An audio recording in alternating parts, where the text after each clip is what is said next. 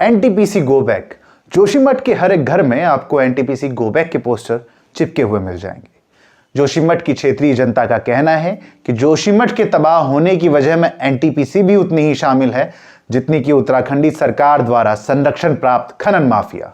दरकता हुआ, डूबता हुआ शहर जोशीमठ आज हम सबकी नजरों के सामने है। समुद्र तल से करीब 2500 से 3000 मीटर की ऊंचाई पर बसा हुआ जोशीमठ भौगोलिक दृष्टि से बहुत ही संवेदनशील क्षेत्र है।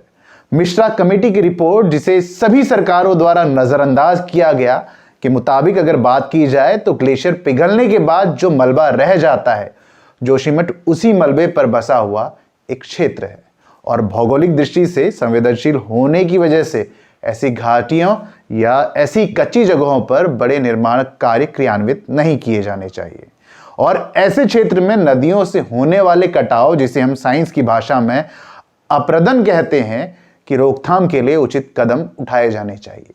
मिश्रा कमेटी द्वारा 1976 में और भी कई गाइडलाइन दी गई थी जिन्हें अगर नजरअंदाज न किया गया होता तो आज जोशीमठ की आवाम सड़कों पर न होती।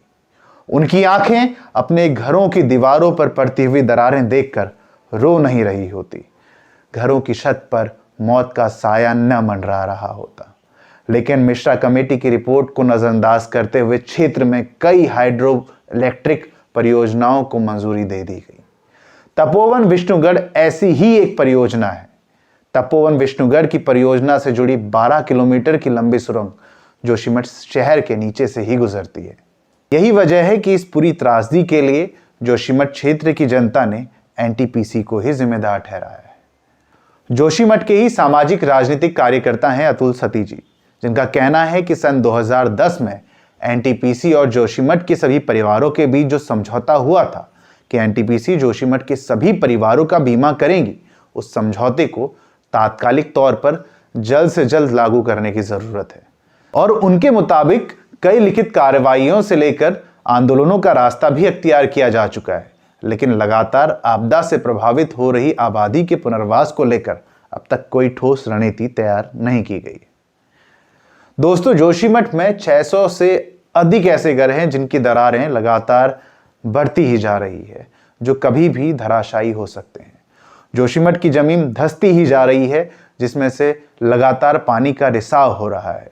सोचने का विषय यह है कि इस भयंकर तबाही के मुहाने पर खड़ी जोशीमठ की आवाम के लिए तात्कालिक तौर पर और दीर्घकालिक तौर पर क्या कदम उठाए जा रहे हैं या उठाए जा सकते हैं।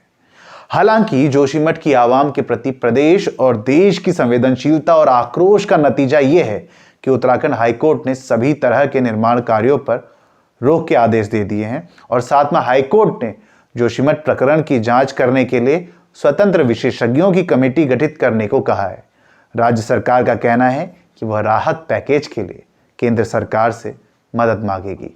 ये कार्रवाइयां कब तक अपने अंजाम तक पहुंचेंगी कुछ कहा नहीं जा सकता, लेकिन जोशीमठ की जनता के लिए एक एक पल काटना कितनी मुश्किलों से भरा हुआ हो सकता है, हम अंदाजा भी नहीं लगा सकते।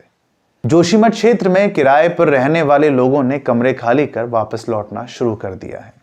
रात के वक्त घर का एक सदस्य जागता है किसी अनहोनी होने पर तुरंत एक्टिव होने के लिए।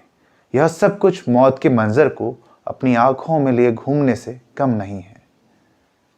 आज जोशीमठ तो जैसे तैसे आपके और हमारे सामने आ गया, लेकिन असल में उत्तराखंड में न जाने कितने ऐसे जोशीमठ हैं जो कई दशकों से सरकार के इस खोखले विकास मॉडल का दंश झेल रहे हैं। उत्तराखंडी जनता को जरूरत है एक बार फिर से एकजुट होने की, इस खोखले विकास मॉडल के खिलाफ, इस खोखली व्यवस्था के खिलाफ और दिन पर दिन खोखले किए जा रहे पहाड़ों के हक में खड़े होने के लिए।